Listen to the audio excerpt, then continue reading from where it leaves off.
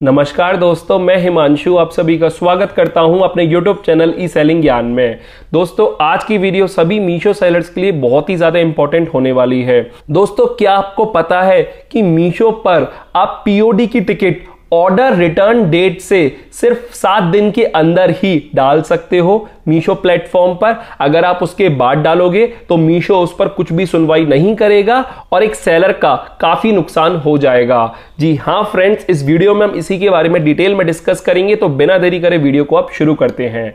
देखिए, पीओडी होती है प्रूफ ऑफ डिलीवरी। आप डेली बेसिस पर मीशो पर ऑर्डर डिस्पैच करते हो और जो पिकअप बॉय आपके ऑफिस में आता है ऑर्डर को पिक करने के लिए, वो आपको कुछ रिटर्न ऑर्डर भी हैंडओवर करता होगा। मानकर चलिए पिकअप बॉय आज आपके ऑफिस में आया और उसने आपको हैंडओवर किए 5 ऑर्डर। तो आपने तो 5 ऑर्डर लिख लिए, लेकिन हो सकता है ना उस पिकअप बॉय को आपको 7 ऑर्डर्स जो हैं वो रिटर्न में देने थे। ऐसा भी तो हो सकता है, लेकिन दिए आपको सिर्फ 5 ही ऑर्डर हैं। तो आप तो उन 5 ऑर्डर को लेकर खुश हो, लेकिन जो 2 ऑर्डर मीशो के हिसाब से आपको मिल जाने चाहिए थे और वो नहीं मिले हैं, उसका क्या?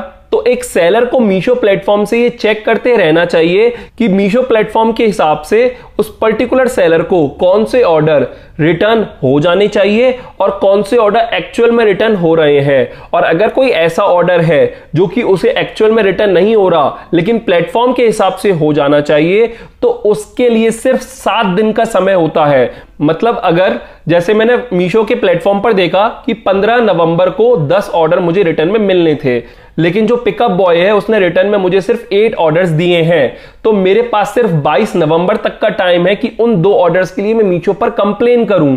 अगर मैं 23 नवंबर को भी डालूंगा तो देखिए इस टाइप से मीशो का रिप्लाई मिलता है, POD sharing TAT has been crossed. TAT यानी कि टर्न अराउंड टाइम।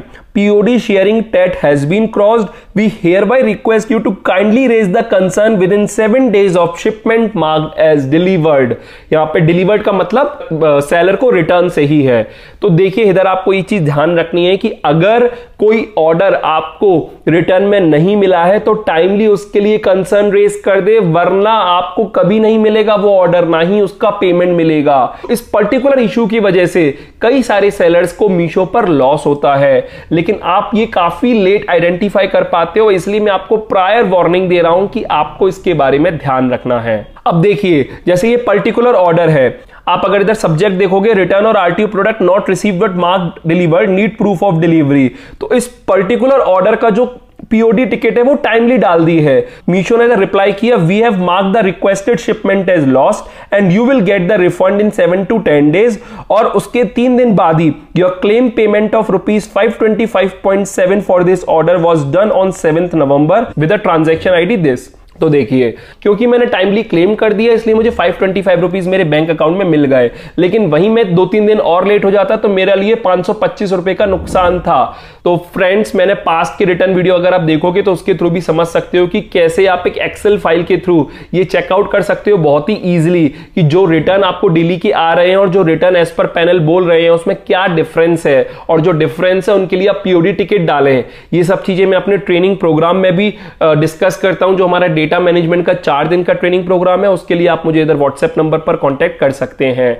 लेकिन मेरे को बस ये बोलना है कि अगर आप मीशो पर सेल करते हो तो ये जो पीओडी वाला केस है आपको बहुत ही ध्यान से लेना है। देखिए, फ्लिपकार्ट पर बहुत लंबा समय होता है, फ्लिपकार्ट पर कुछ शायद 40-45 डेज का समय है जब आप पीओडी की टिकट डाल सकते हो, लेकिन मीशो पे सिर्फ और सिर्फ 7 दिन का समय है। और मीशो पे कम्युनिकेशन गैप इस वजह से भी ज्यादा आ जाता है क्योंकि मीशो, जैसे फ्लिपकार्ट की तो ई-कार्ट अपनी कंपनी है, लेकिन Meesho third party courier service के थ्रू ऑर्डर की डिलीवरी कराता है। तो माइट भी हो सकता है कि उनके प्लेटफॉर्म पर ज्यादा ऑर्डर रिटर्न शो हो रहे हैं, लेकिन जो थर्ड पार्टी कोरियर सर्विसेज हैं वो आपको नहीं दे रहे। तो उस केस में आपका नुकसान है अगर आप इस चीज को खुद से चेक नहीं करोगे। तो उम्मीद करता हूं आप इस इशू पर ध्यान दोगे और इसे चेक करा करोगे, और जो नुकसान शायद आपको पता भी नहीं है हो रहा है आपके बिजनेस में, उसको नहीं होने दोगे।